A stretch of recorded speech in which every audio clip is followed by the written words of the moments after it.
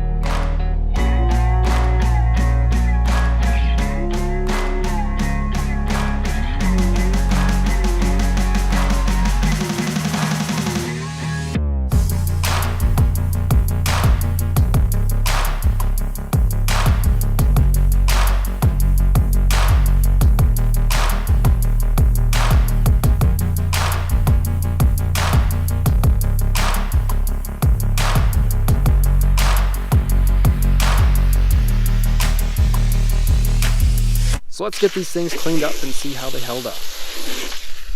Just to give an example, this is a pair that I bought and wore for about a year. These retailed for about 70 bucks, and you can see they did not hold up super well. Got a hole in the neoprene tops, got rips through the neoprene tops, but my finger is in the boot through the bottom. These are not waterproof anymore, obviously.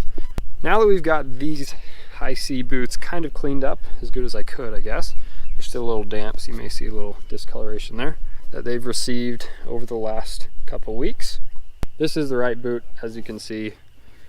Nothing damaged. I did have it up against a hot chainsaw, so the neoprene right here is a little pushed in, but it is still waterproof. I did test that. Soles are in good shape. There's nothing ripped or a hole in any of it. Overall, the right pair is in perfect shape. Once again, this is only a 2-week test, so take it for what it's worth. But so far, they did hold up nicely.